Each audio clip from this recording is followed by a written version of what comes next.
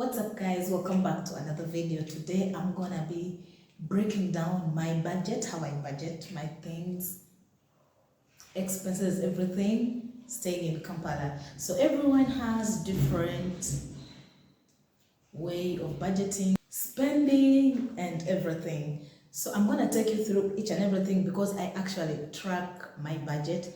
I track what I spend on what myself. I track each and everything.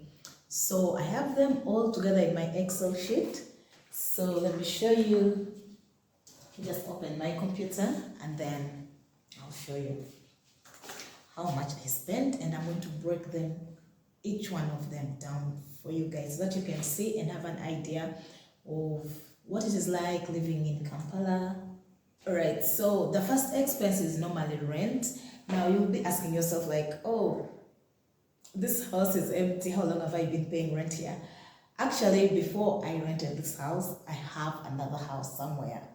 That's where I've been living, but like I've been doing Airbnb rooms, but then I've been having a lot of requests of people wanting full house, so I had to give up the other room which I was staying in and let it entirely be as an Airbnb. So I had to get another smaller space for me to live. So ideally I'm paying 2 rents, but the other house pays its own rent, so that is none of my business. So I'll specifically just break down for this particular one. So the rent for this house is 1.4, and I can't do without internet. That's why you see the fiber internet is there. So I'm using Savannah 10 Mbps, and it's basically 72,000 a month, maybe plus charges. I'll say that 73 plus the payment charges.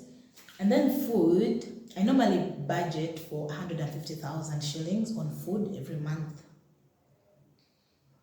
Normally I shop from the local markets, I buy in bulk, I buy different types of food, and then I keep it in the fridge. But now this house still doesn't have a fridge, so this month I'm gonna lower the expense and the things I pay on rent. And then the next thing is child sponsorship. Our child sponsorship is 70,000 a month, but we sponsor the child as a group, so I make sure I set aside 30,000 every month for that. And then for church I take 100,000, and then that brings my total expense to about 1.7. And then the rest of the money that I get, all of them go into investments. And when I say investments, that is basically the major investment I have right now is the Airbnbs that I have. Yes, that's where my major investments go so far, nothing else. And then I spend some money on subscriptions, things like Netflix. Like I mentioned, I personally don't watch Netflix, but just for the sake of my guests, I make sure that the houses at least have Netflix, and that is about $10 a month.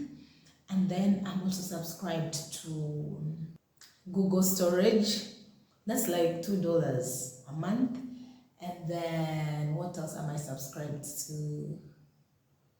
So yeah, basically that is how I budget. And then the rest of the money is for emergencies in case they come out. And then sometimes like transport, if I get to move out, I also put that on transport, because I just recently told my brother guy that I spend a lot of money on him, but he doesn't believe it. So there are times when I move a lot, like to and fro to the different properties. Some of them are walkable from where I'm at. They're really walkable. But like sometimes if you need something quick, like you need to go there real quick, you need to jump like on a border whatsoever. Yeah. So basically that is it. And for this month, the budget is going to be way beyond, because you can see this whole house needs to be furnished. But I'm not rushing into furnishing this house. I'm just going to be getting priority stuff. Yeah, priority stuff. And then, like I mentioned, my space where I used to live, I have guests there, so they'll be checking out on, I think, 14th or 15th. And I'm gonna vlog the entire process of me moving my things from that house. And then also you can have a glimpse of that house, how it looks, how big it was. I loved it because it is so big, it's spacious, normally don't like small spaces, but I had to make that big decision this month because normally if like I would get guests for full house, I have to move and go either to my sister's house or to my uncle's house, which is also like nearby. So I had no problem with that. But then like at my age, sometimes I feel like, no, this is so inconvenient saying, why don't I just get somewhere and just sit? And by the way, when I finish this house, I'll turn it into another Airbnb. No, I'm joking. So for now, this is gonna be my space until we furnish it fully, guys. I'm not rushing anything because first of all, the finances, furniture is really expensive. For those in Uganda, you know, like every quotation I'm getting is like 10M for furniture, like furnishing everything, the couch, the TV area. I have a smaller TV in the other house, so I'll pick it up and bring it here. And once I have that, I think everything is good. Yes. So let me know how much you spend in a month, how much your budget is like in a month, and let me know in the comment section. And if you want more of this type of content, subscribe.